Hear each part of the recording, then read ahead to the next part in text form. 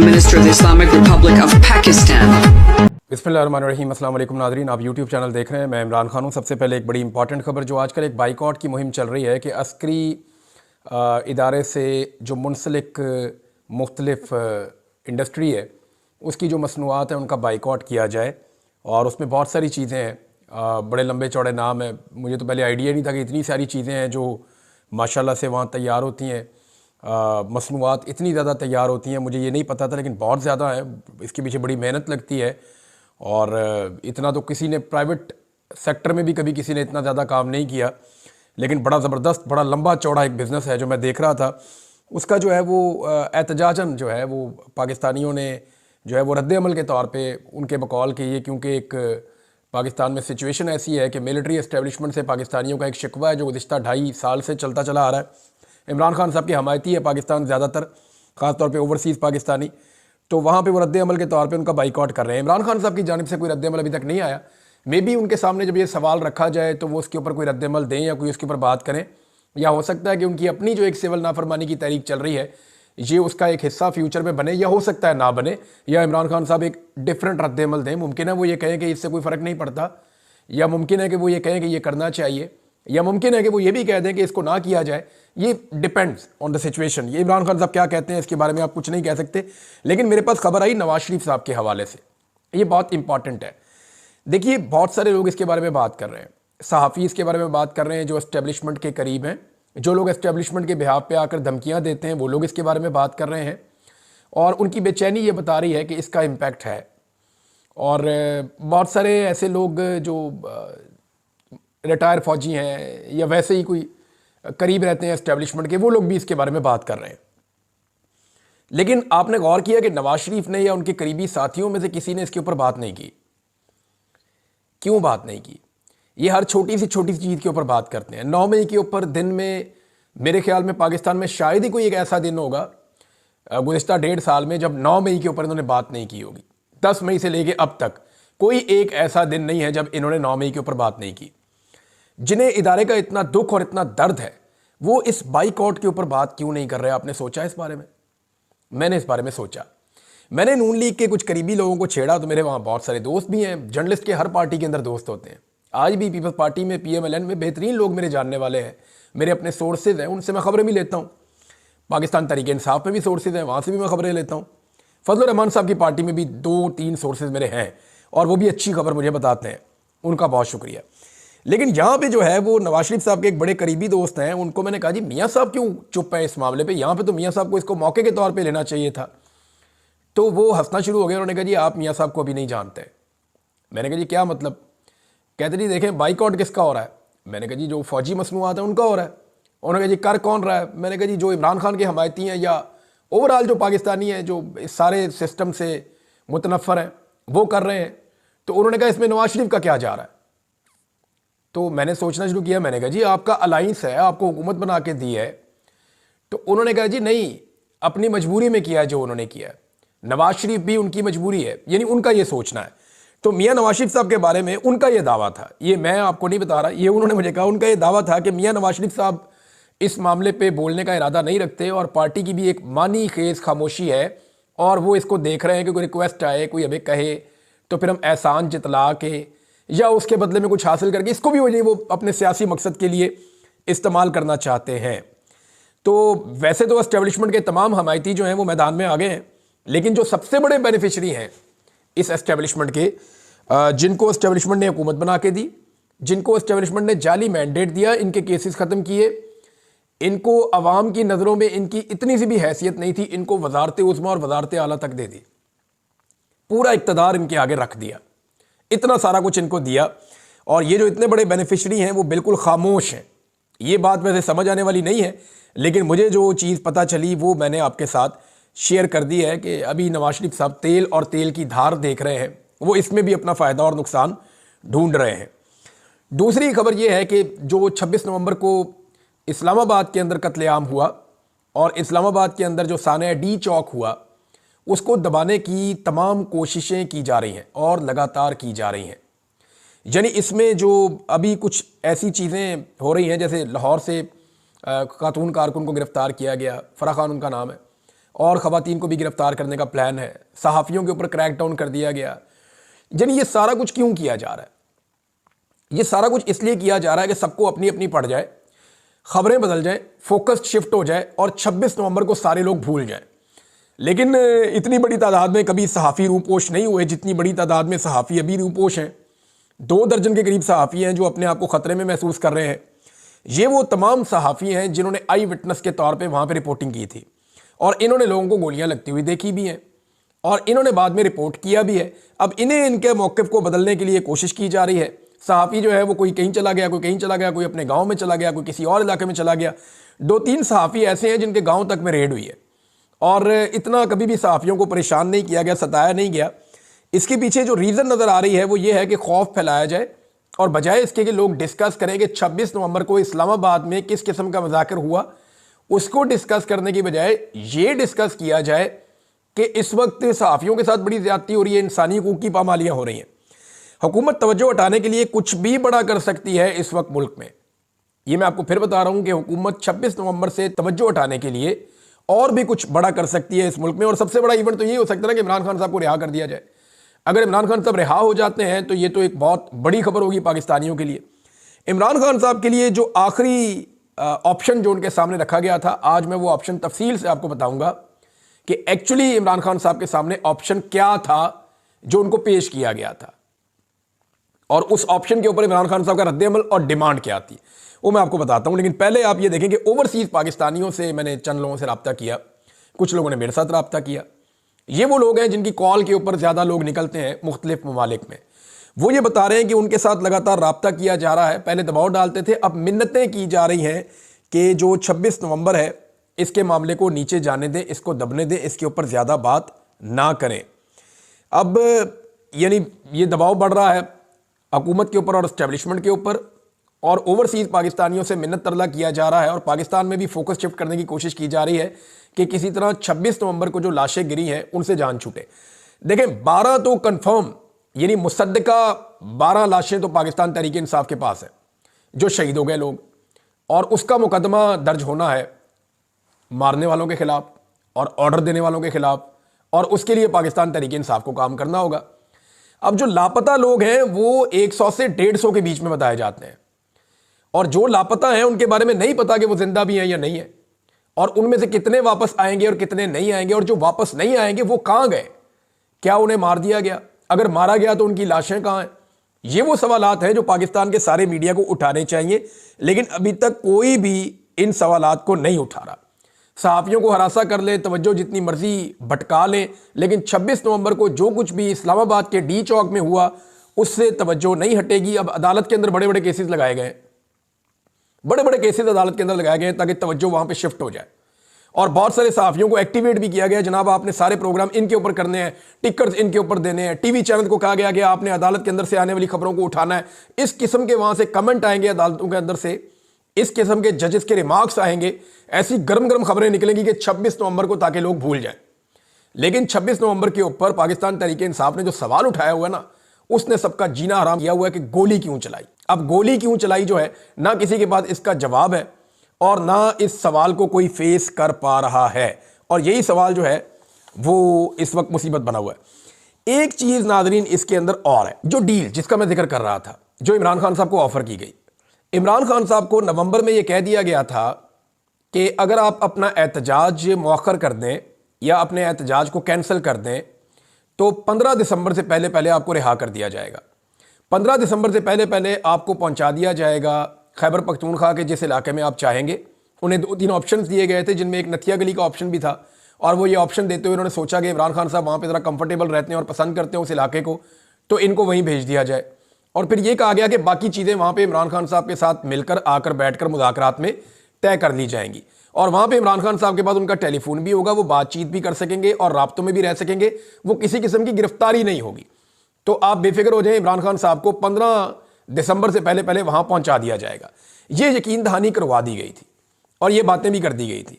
लेकिन इमरान खान साहब ने जो शर्त रखी, उन्होंने कहा जी कि फिर कुछ लोगों को तो फौरी तौर पर रिहा करें और मुझे भी रिहा करें, मैं 24 तारीख को खुद जलसा करके उसके बाद फिर मैं बाकी चीज़ें देखूंगा।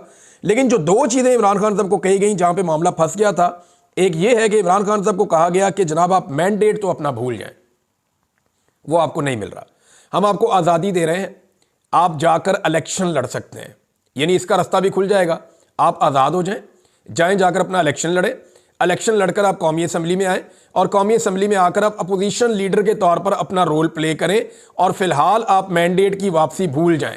हो सकता है कि मिड टर्म इलेक्शन पाकिस्तान में करवा दिए जाएं, लेकिन अभी आप इस सेटअप को चलने देंगे, इसके अंदर आप रुकावट नहीं डालेंगे। ये सारी चीज़ें इमरान खान साहब के सामने रखी गई, जिन पे इमरान खान साहब ने फिर अपनी एहतजाज की कॉल को वापस लेने से इनकार कर दिया।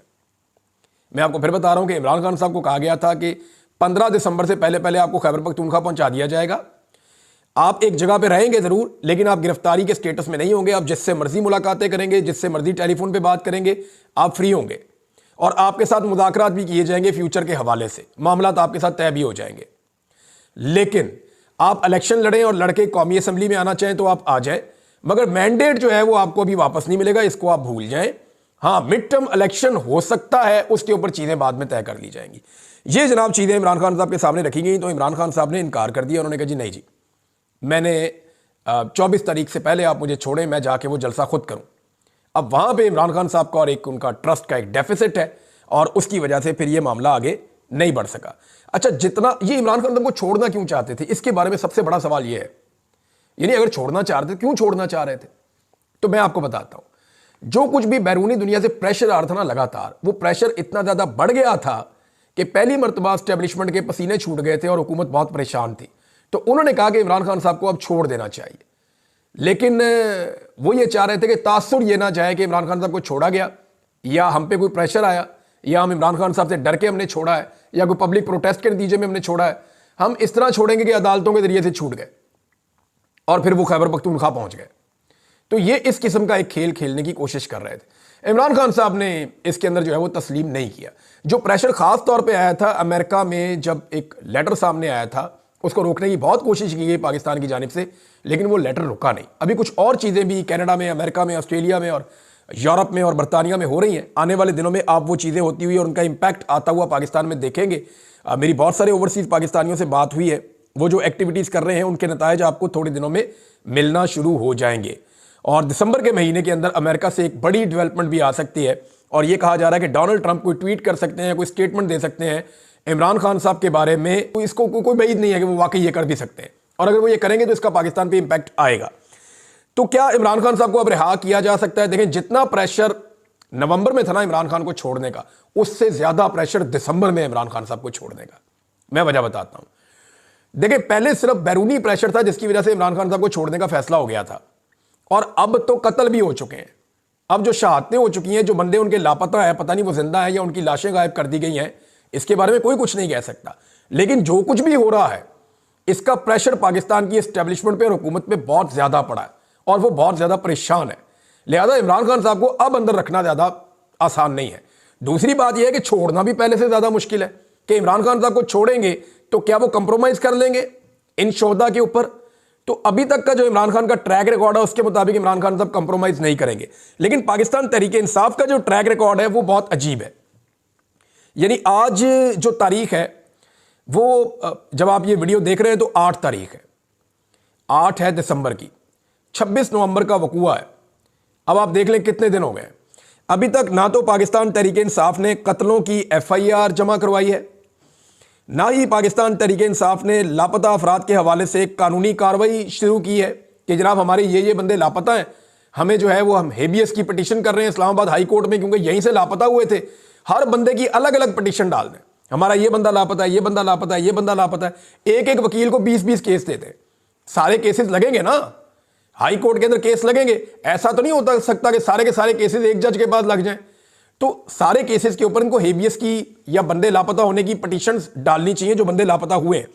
तो अभी तक ना तो तहरीक इंसाफ की कत्लों की FIR सामने आई, ना लापता अफराद के हवाले से कोई कानूनी कार्रवाई इन्होंने शुरू की, ना ही सुप्रीम कोर्ट ऑफ पाकिस्तान से इमरान खान साहब ने रुजू करने का कहा, सुप्रीम कोर्ट ऑफ पाकिस्तान से रुजू भी नहीं किया गया, ना ही CCTV फुटेज को सिक्योर करने के हवाले से या उसको महफूज करने के हवाले से कोई कानूनी रास्ता पाकिस्तान तहरीक इंसाफ ने अभी तक इख्तियार नहीं किया। अब दूसरी जानिब आप ये देखें कि मीडिया वाले बेचारे छुपते फिर रहे हैं। अब देखें, जो बंदे शहीद हुए वो तो पाकिस्तान तहरीक इंसाफ के साथ आए थे ना, मीडिया वाले उसकी गवाही दे रहे हैं, मीडिया वाले अपने मौके के ऊपर डट गए हैं, वो बेचारे चुपते फिर रहे हैं, रूपोश हो रहे हैं, उनके घरों पे छापे पड़ रहे हैं। लेकिन पाकिस्तान तहरीक इंसाफ के जो जिम्मेदारान हैं, जिनकी अब जिम्मेदारी है ये मुकदमात करवाने की और इन सारे केसेस को लड़ने की, वो इस्लामाबाद में खुल के फिर रहे हैं, उनके खिलाफ कोई कार्रवाई नहीं हो रही। तो यहां से सवाल जन्म लेते हैं कि क्या पाकिस्तान तहरीक इंसाफ वाकई में संजीदा है अपने शोहदा के खून के बारे में इंसाफ लेने के लिए? अभी तक जो हम देख रहे हैं, यानी इतने दिन काफ़ी होते हैं, 12-13 दिन हो गए हैं, 2 हफ्ते होने वाले हैं, पाकिस्तान तहरीक इंसाफ ने अभी तक अपनी FIR नहीं करवाई, अभी तक वो तहरीरें ही सामने नहीं आ रही, इनकी कोई एक्टिविटी ऐसी नहीं की जिसमें ये इंसाफ लेने जा रहे हो। इमरान खान साहब की रिहाई का मामला दोबारा से खटाई में तो पड़ गया है, लेकिन मुझे नहीं लगता कि ज़्यादा देर तक इमरान खान साहब को अंदर रखा जा सकेगा। इमरान खान साहब की जो 2 शराइत है ना, एक तो यह है कि मुझे बाहर निकालो, और दूसरी जो है वो 9 मई का और 26 नवंबर का जुडिशल एक इंक्वायरी करवाई जाए। इस पर जमात इस्लामी ने भी यही मौक़िफ़ अपनाया। जमात इस्लामी का मौक़िफ़ मैं आपको पढ़ के सुना देता हूँ। ये हाफिज़ नईमुर रहमान साहब ने कहा कि इस्लामाबाद कत्लेआम से हुक्मरान पीछा नहीं छुड़ा सकते, एक काबिल कबूल आज़ाद जुडिशल कमीशन बनाया जाए जो कातिलों को बेनकाब करे। ये जनाब अब फजलुर रहमान साहब के बाद जमात इस्लामी भी मैदान में आ गई, और जितनी पॉलिटिकल पार्टी जमहूरी हैं वो सारे ये कह रहे हैं कि ये कत्लेआम है। सिर्फ MQM बिल्कुल खामोश है, और MQM का आपको पता है वो माजी में उनका जो ट्रैक रिकॉर्ड है, उनके लिए ये चीज़ें अहमियत नहीं रखती। और जिस तरह इंसानी जानें कराची में ज़ाया होती रही हैं और MQM क्या कुछ करती रही है, ये आप सब कुछ जानते हैं, और उनके साथ भी बहुत बुरा हुआ माजी में। ये भी एक हकीकत है कि माजी में जो MQM के साथ हुआ वो भी बहुत बुरा हुआ, बड़ा कत्लेआम हुआ है, कराची में बहुत बड़ा गेम खेला गया है और बहुत बड़ा पैसा उसके अंदर इन्वॉल्व था। अब जनाब ये MQM वाला मामला, फिर पीपल्स पार्टी और नून लीग, इन्होंने बिल्कुल खामोशी इख्तियार की हुई है कत्लेआम के ऊपर। इस्लामाबाद में सियासी कारकुनों के कत्लेआम के ऊपर पीपल्स पार्टी मुजरिमाना तौर पर ना सिर्फ खामोश है बल्कि हमायत कर रही है इस हुकूमत की। और मैं आपको आज लिख कर देता हूं कि कुछ अरसे के बाद जब इलेक्शन में जाएंगे तो पाकिस्तान पीपल्स पार्टी इस हुकूमत के ऊपर यह एलिगेशन लगाएगी कि आपने इस्लामाबाद में कत्लेआम किया था, आप कातिल हो, और हम उसका हिस्सा नहीं थे। ये पाकिस्तान पीपल्स पार्टी आने वाले दिनों में करेगी, और डेफिनेटली करेगी। मुमकिन नहीं है कि पाकिस्तान पीपल्स पार्टी ऐसा ना करे, इनकी यही सियासत होती है, पहले ये साथ मिल जाएंगे और बाद में अपना मौक़िफ़ बदल देंगे। बहरहाल पाकिस्तान तहरीक इंसाफ ने अभी तक अपने इस हवाले से मायूस किया है। मुझे लगता था कि 2-4-5 दिन में, 6 दिन में वो अपनी FIR और बाकी चीज़ें करवाएंगे, लेकिन वो बाकी सारे काम कर रहे हैं, लेकिन ये वाला काम नहीं कर रहे कि वो अपने कारकुनों के लिए FIR करवा सकें, CCTV फुटेज को सिक्योर कर सकें, लापता अफराद के बारे में पता कर सकें, या उनकी बाजियाबी के लिए अदालतों से रुजू कर सकें, या सुप्रीम कोर्ट ऑफ पाकिस्तान में जाकर रुजू कर सकें। आज़ाद कश्मीर के शहरियों ने जो हिम्मत दिखाई है उसकी दाद देना अगर ना दी जाएगी तो ये बहुत बड़ी ज़्यादती होगी। आज़ाद कश्मीर के हर गांव से, करिए से, हर टाउन से, हर देहात से, हर जगह से, हर शहर से लोग निकले, सड़कों के ऊपर आए और उन्होंने अपना हक छीन लिया। ये रियासत उनको उनका हक नहीं दे रही थी और इन्होंने कभी उनको उनका हक नहीं देना था। इन्होंने ताकत का बेदरेग इस्तेमाल भी किया, लेकिन जब लोग बहुत बड़ी तादाद में निकले और पूरा आज़ाद कश्मीर सड़कों पे आ गया तो उसके बाद हुकूमत बेबस हो गई। जो वज़ीर वहाँ पे आए थे मुज़ाकरात करने के लिए, वो जिस तरह वहाँ से भागे हैं गाड़ियों में बैठ के अवाम के आगे लग के, वो मनाजिर भी हमने देखे। लोग मुंजमद कर देने वाली ठंड के अंदर, यानी आज़ाद कश्मीर की दरिया के किनारे सर्दी आपको अंदाज़ा है कितनी ज़्यादा होती है, वहाँ पे माइनस टेम्परेचर बन रहे थे। वहाँ पे लोग रात को अपने बच्चों के मुस्तकबिल के लिए ठिठुरती हुई सर्दी के अंदर सड़कों पे हज़ारों की तादाद में बैठे थे। वो एक कौम बन गए। उन्होंने दिखाया कि एक कौम जब इकट्ठी होती है तो वो जालिम को कैसे घुटने टेकने पर मजबूर कर देती है। उन्होंने पूरी रियासत को जो है वो आईना दिखाया और उनसे अपने मुतालबात तस्लीम करवाए। और इस वक्त की जो सूरत हाल है, जो खुशखबरी है, वो ये है कि आज़ाद कश्मीर के अंदर जो सदारती ऑर्डिनेंस है मुतनाज़े, उस पर मुज़ाकरात हो गए और मुज़ाकरात के नतीजे में जो मेरे पास इतला आई, जो कैदी हैं उनको रिहा कर दिया गया और साथ ही साथ जो है वो ऑर्डिनेंस को वापस लेने का फैसला कर दिया गया। तो नाज़रीन, जो कश्मीर के हवाले से मैंने आपको खबर दी है उसका एक हिस्सा है और उसका एक पहलू है। लेकिन दूसरी जानिब मैं आपको ये बताऊं कि इस वक्त भी कश्मीर के जितने एंट्री पॉइंट्स हैं वहाँ पे बहुत बड़ी तादाद में नौजवान मौजूद हैं और कश्मीरियों ने तमाम एंट्री पॉइंट्स को बंद किया हुआ है। और वजह यह है कि उनके मुताबिक उनके साथ धोखा किया जा रहा है। अब हकीकी खबर क्या है ये हमें अगले चंद घंटों में पता चल जाएगा कि वहाँ पे खेल क्या खेला गया। क्या वाकई कैदियों को रिहा करके ऑर्डिनेंस वापस ले लिया गया और जो सब्सिडी जिसका वादा कश्मीरियों के साथ किया गया है वो वादा पूरा किया जाता है या नहीं किया जाता। ये तमाम चीज़ें हम चंद घंटों में रिपोर्ट करने के काबिल हो जाएंगे। लेकिन वहाँ पे कुछ ऐसा खेल खेला जा रहा है जिसकी बुनियाद पे कश्मीर के अवाम एतबार करने को तैयार नहीं है और वो बदस्तूर ठिठुरती हुई ठंड के अंदर सारी रात वो सड़कों के ऊपर मौजूद रहे हैं और वहाँ पहरा देते रहे। अब देखते हैं कि आगे इस मामले का क्या बनता है। अब तक के लिए इतने, अपना ख्याल रखिएगा, अपने चैनल का भी। अल्लाह हाफ़िज़।